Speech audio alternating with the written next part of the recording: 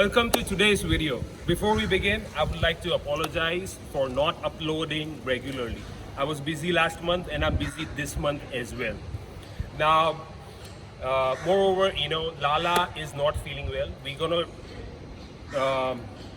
gonna call 118 NE Lala because in other parts of the world 118 NE is also known as Lada, and the previous owner of this car was known as Lala. So we're gonna call our car Lala the drift car. Now Lala the drift car, we fixed the engine. You saw in the last episode it had some engine issues. We fixed the engine. Now it's having ECU issues. So we try to find another ECU or we try to fix the ECU that we already have. That being said, I would like to thank all of you who are connecting me on Instagram. I love conversing and we sharing different ideas of our next project and the projects that you would like to see. So let's begin with today's episode. On today's episode, we're going to talk about the two-wheel beauties that I own. Let's go. Yeah. MD, JPB, it's only right, baby. Yeah, why you mad? I got a bag, bro. Name hot in these streets, no Tabasco. But I'm so stubbed, that's a fact, yo. And if you think I'm frontin', you can run it back, yo. Go on, run it back. You know that I run it. Everything you wanna do, I already done it. And I got your little boo telling me she love me. I got this one, that one. Damn, it's gonna be a long night. Yeah. You know. I said, damn, it's gonna be a long night. Yeah, let's go. Look. I tell shorty. So I'll talk about the bikes and the scooters that I own, and if possible, we'll go for a ride on them. Starting with the oldest. Now this is not any other scooter. This is the original 1960 Piaggio Vespa.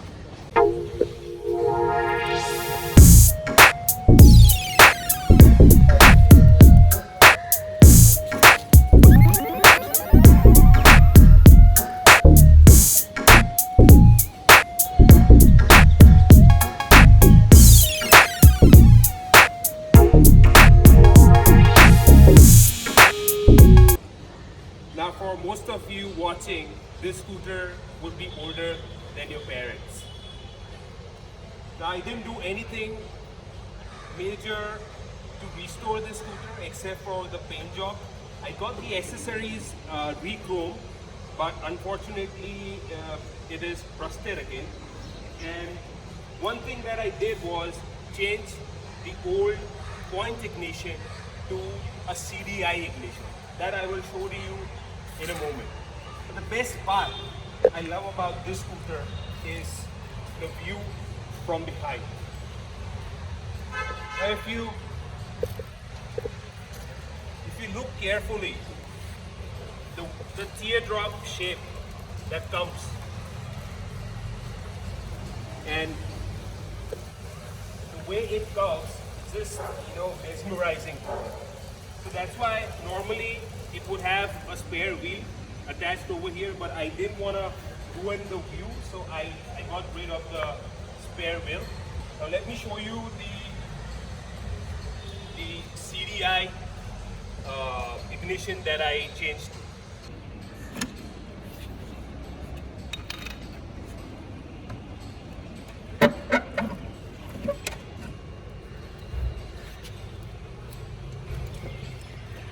So as you can see, the whole ignition system is new.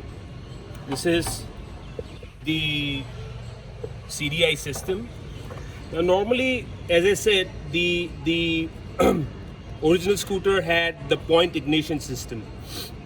Now with the point ignition system, if you are riding the scooter regularly, then it's okay, it's not a problem. But this is a weekend drive or something that you would take out once a month. Now, when I had the point ignition system. Whenever I started this scooter, it won't start. So first, I had to adjust the point, waste some time, adjusting the point, then only it would start. I still have to tilt the scooter to start it, like traditionally what we used to with all the Bajaj and the Vespas. But with the point ignition, it starts way more quickly. As you can see, I even got the fan plate chrome. I got the aluminum fan polished, and you can see, the gear selector lever over here, the cover. I got that chromed as well. So minute details you can see here and there, but nothing major. All I did was got it painted, got few parts chrome, polish. You can see the polish over here, and change the ignition system. One more thing I got done is I got the wheels.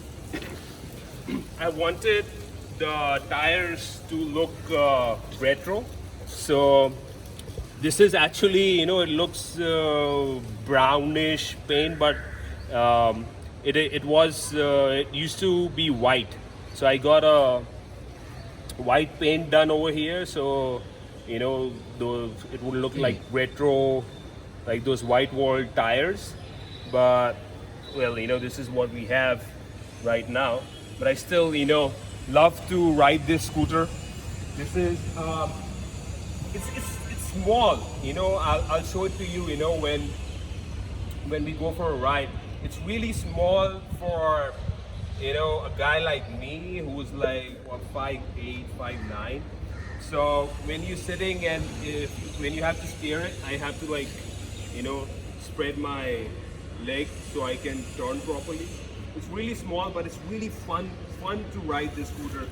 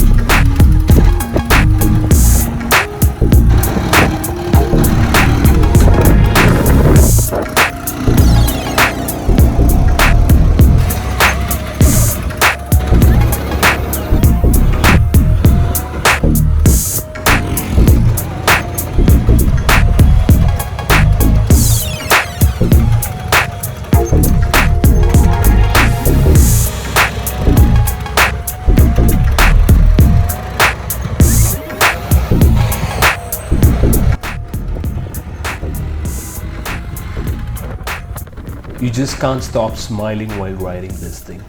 It's a total stress buster and a fun machine to ride. Moving on to my another restoration project, the Suzuki Shogun.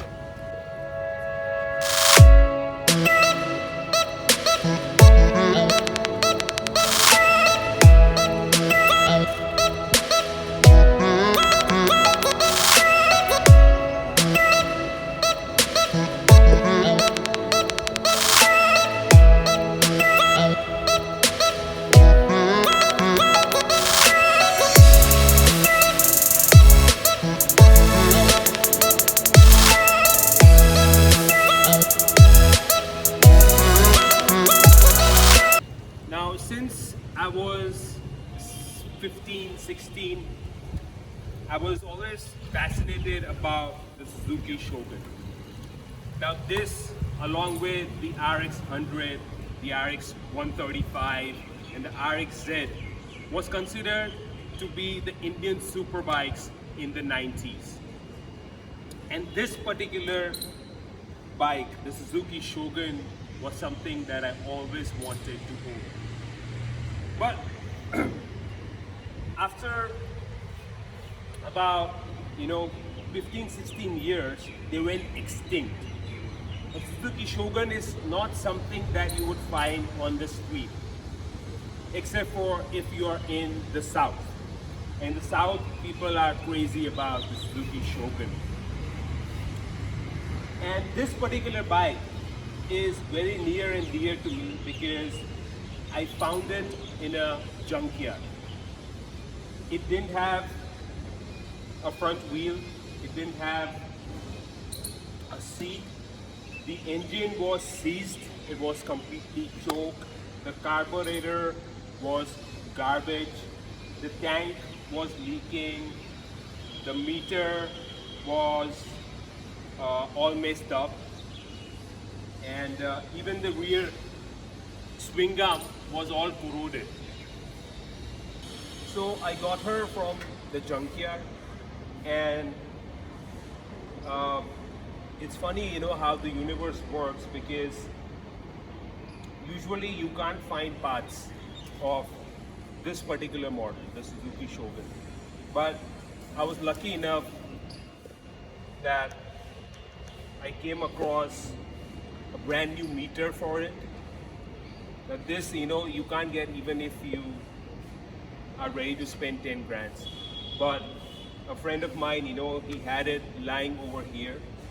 So I got the meter, and he also had the oversized piston for the Suzuki Shogun. So part by part, I restored the whole bike by myself. So let me show you what I did. Now, the original carburetor, I tried to fix it, but it was having some issues. So here I made a manifold of my own to fit the Yamaha RX 135 carburetor.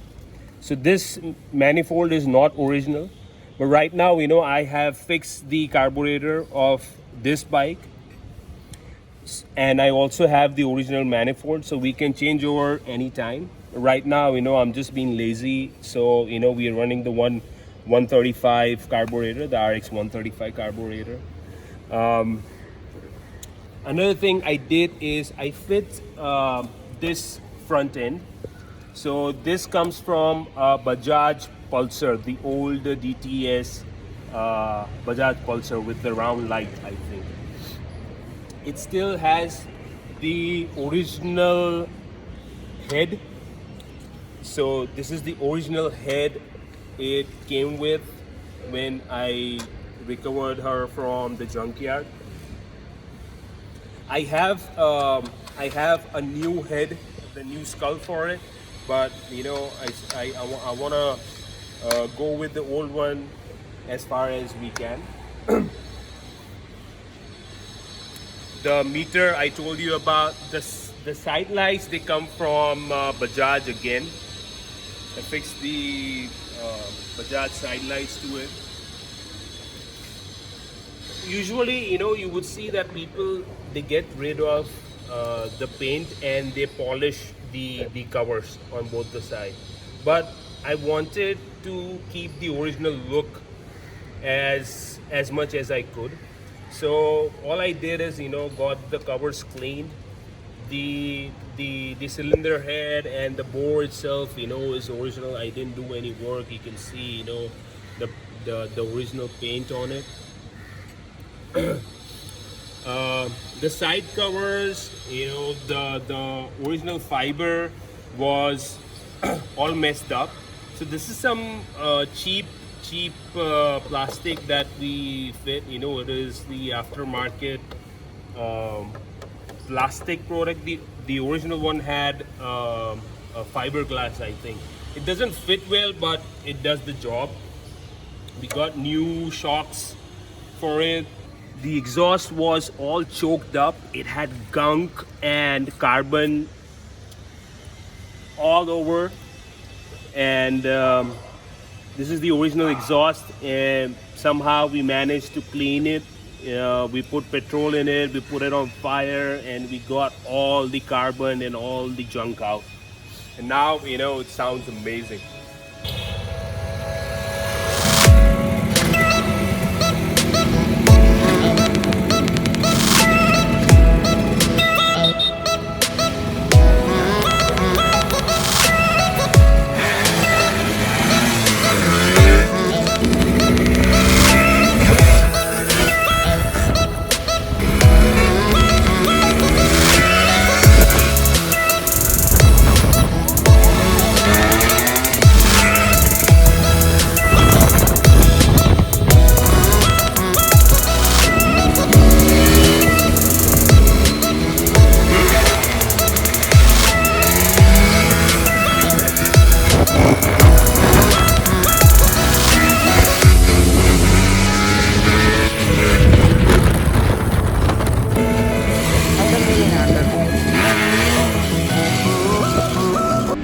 Here is some onboard footage of me slicing through traffic on the Suzuki Shogun. The real power comes after 7,000 RPM on this two-stroke engine. So you really have to rev it hard to feel the power. It redlines to about 14,000 RPM, but my bike redlines to about 12,000. Unfortunately, the speedo is not working, so we don't know how fast we're going, but we're definitely going very fast.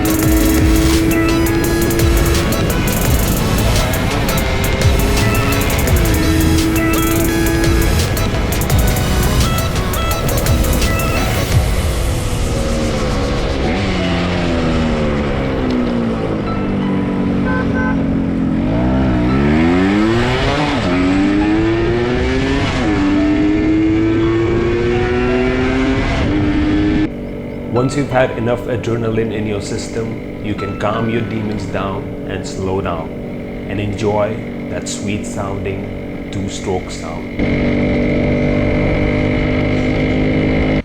Moving on to my first custom bike build.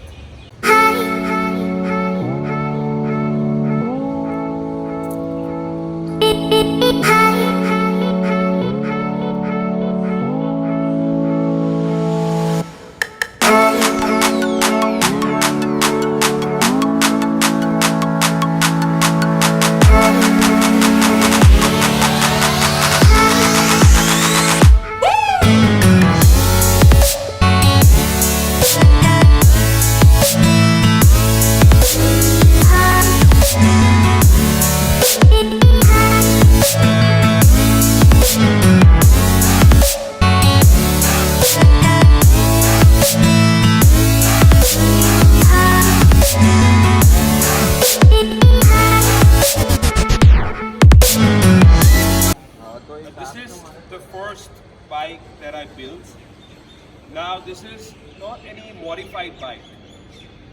This is a ground up custom build. All I had when I started off with this bike is the engine and the wheels. The frame, the front suspension, the rear swing arm was all designed in-house. So let me go through of the process of how I build the frame. So if you look at the frame, it's a triangle frame with double down tubes. If you see, it makes a triangle. So from the neck, there is a straight line that connects to the center of the wheel. From that center, there is a straight line that connects to the engine mount, and from the engine mount, again, it connects to the neck. The tubes that I use is a 32 mm tube. They are about 3 mm thick. So I got the tubes bent. I got them machined and also made the neck piece. Then got the whole frame welded. First I designed the frame on CAD, and I did a few trials using wood as to see how the frame would look. I'll attach the pictures if I can find them. The rear suspension is Harley Davidson soft tail style suspension. So if you can see, these are the springs, but they don't work in the normal way. Normally the springs would compress, but these springs, when you make them work, they elongate. So that's how the soft tail suspension works, and these springs are from a soft tail. Coming to the front, I designed the whole front end. This is known as a Springer front end. So there are no shock absorbers. The springs on the top, they work as shock absorbers. And if you can see over here, the main tube has these brackets that support the spring. Now, while welding this bracket on, what happened was, it got pulled towards the bottom. So if you look closely, the bracket is little bit tilted down. Now to fix that, I had to make these inserts for the springs that are little offset. So if you see, the distance of this end versus the end at the back, it's little offset. So that's some trickery that I had to do to make sure the springs don't fold while they work.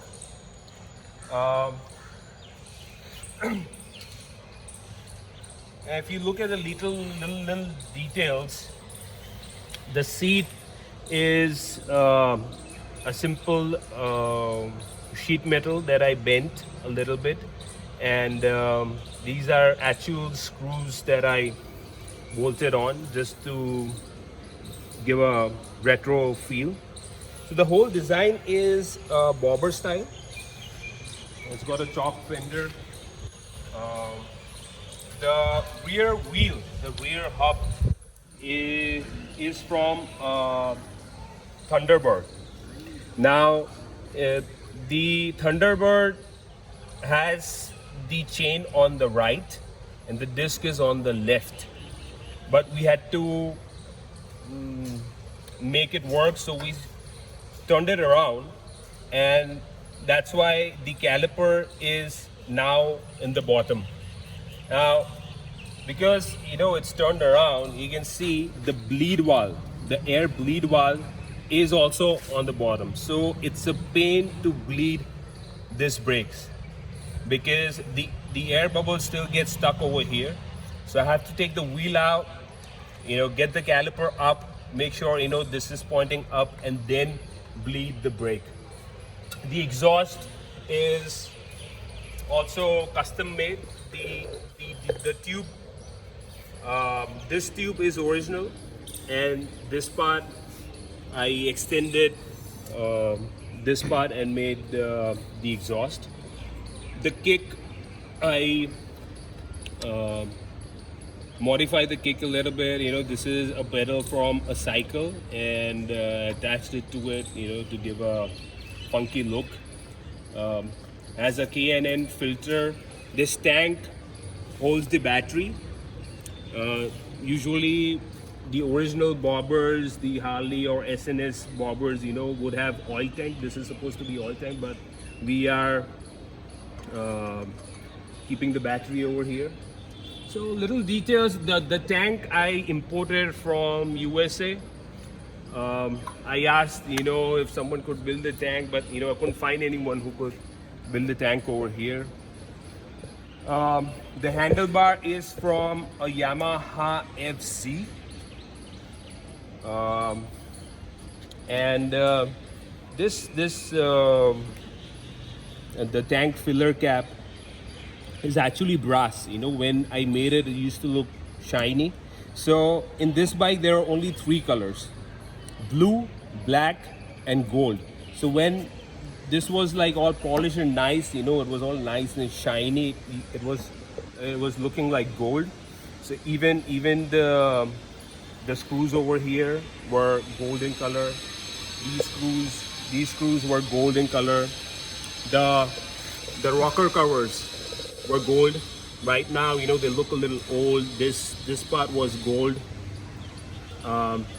Then I made this gusset plate with my tattoo symbol in it, the Trinity symbol in it. So little details. It took me about a year to build, and if you notice, this has only rear brake. There is no brake in the front. Then if you come over here, the front end has this LED light. It used to work, it's not working now. So this is a billet aluminum round bar. I machined it and then housed this LED strip in it. It has the same thing in the rear. If you come over here, the rear also has the same billet round bar, and I put a red LED in it. I was building this bike piece by piece, and the first test drive I took on this bike, it didn't have any paint. We were just fixing everything together, and I took it out for a spin, and I remember the sun was shining from the right. I could see my shadow on the left while I was riding it, and I could see the suspension working in the shadow. I'm riding it, the suspension was working, the front suspension was bouncing, the rear was working, and it was such an amazing sight. And just tears of joy just came rolling down my face, because this is something that I built all by myself, and I was now riding it. It's just the hard work, sweat, how my imagination turned out to be a reality, and I was riding it. It was such a good feeling. I couldn't help it, and tears just kept rolling down my eyes, tears of joy, and it's just an amazing feeling that you imagine something and then you make it a reality. So yeah, really proud of myself and the work I did. And let's see if we can go for a ride on this.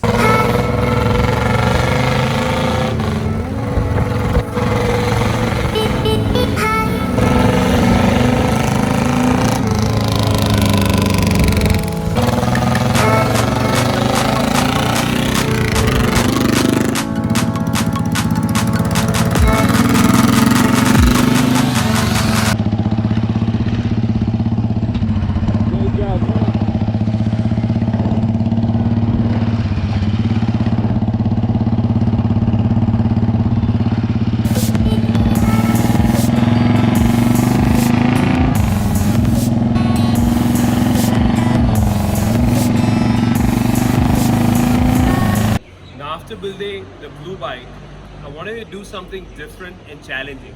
So I started working on this bike.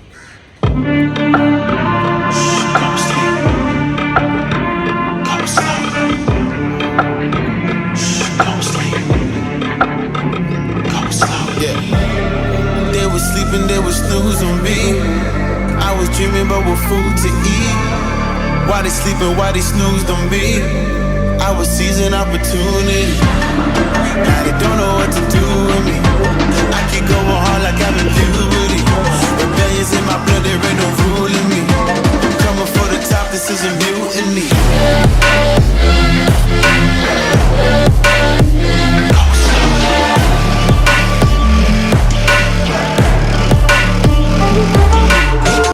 Now I wanted to make a cafe racer come dragster style of bike, and I wanted the frame to be the highlight of the bike. Moreover, if you look closely, the engine's crank centers with the radius, the curve of the bike. So I made sure the crank center comes to the center of this curve. Now I was feeling a little confident after building the blue bike. So I thought, I would finish this bike in about a year or so. But this took me 1.5 years to build. Now, if you look closely, I've only used aluminum on this bike. So the frame is a 3-inch diameter aluminum tube that is about 10 mm thick. And I wanted the frame to be the highlight of this bike. So you can see this is the actual frame. The earlier bike had the 2 down tube design that didn't use the engine as the stress member. This bike has a single down tube design with engine as the stress member. The aluminum that we've used on this bike is aircraft grade 6061 aluminum. There are a lot of details that have gone on to this bike. The frame, being the centerpiece. And if we come down, the engine, I wanted a open primary drivetrain. So I got rid of the original cover that sits over here, and I made the whole primary again, and redesign the whole cover. This one does have a self start, but right now we are not using the sprag.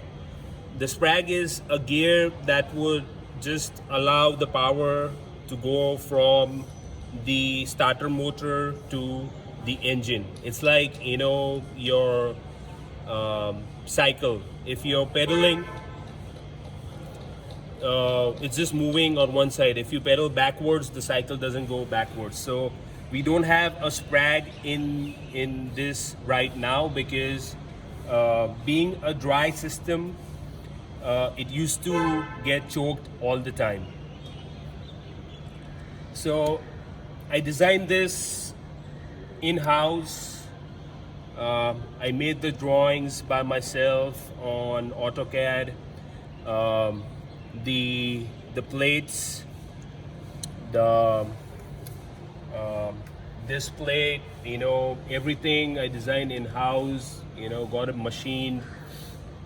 Now if you see the plate over here, we shaved off some weight from this plate, but this design is actually functional because there are screws that go on the other side. So we kept some material over here so that, you know, it has enough strength and depth. Same over here, there are screws, you know, from the other side that go in. That's why we kept this part thick. If in this bike it was the same, I just had the engine and the wheels. The front suspension, the front fork, they come from the KTM. The down tube, the bottom T, is also from KTM. The disc brake, the wheels, they come from KTM. This is the disc brake is from KTM RC. The RC had a bigger disc brake. The Duke has a smaller disc brake. The upper T was again designed in-house. I wanted a different design. I didn't want to use the KTM or any other upper T, so I designed this and machined this. Then we have some clip-on bars over here to give that aggressive dragster kind of a feel. And if you come in the back, the swing arm. Now I had to make a special jig for this swing arm. So I made a special jig.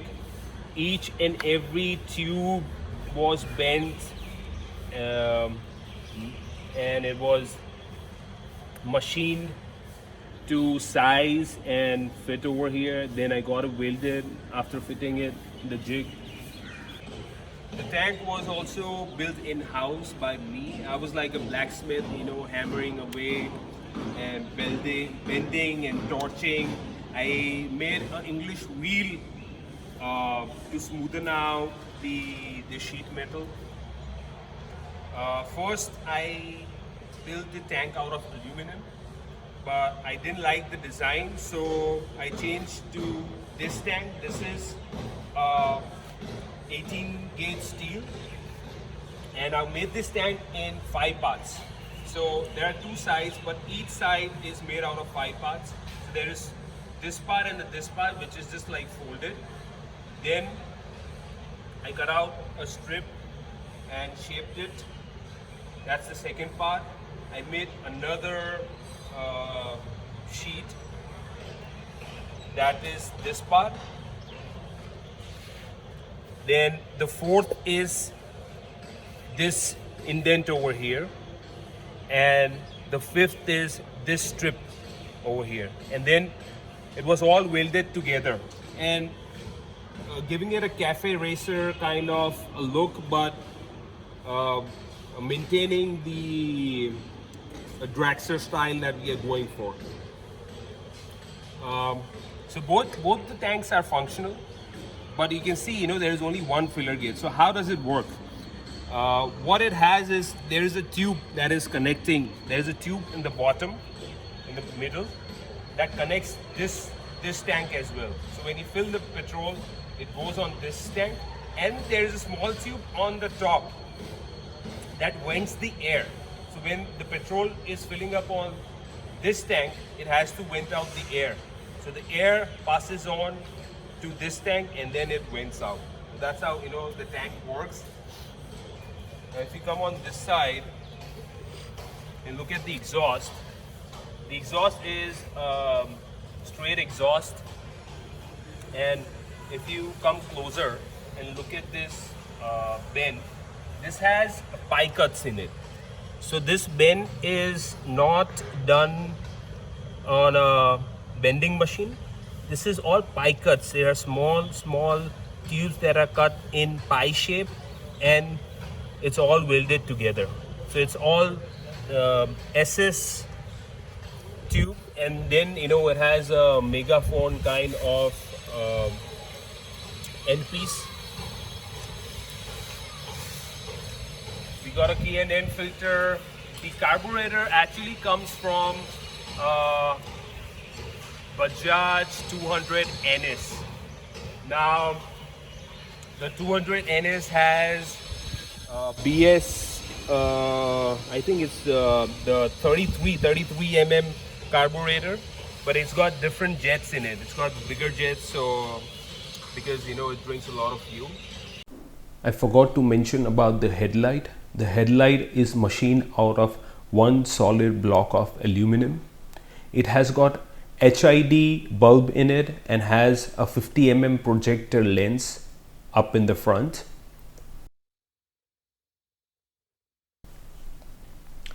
Let's listen to the dry clutch in action and then we go for a ride.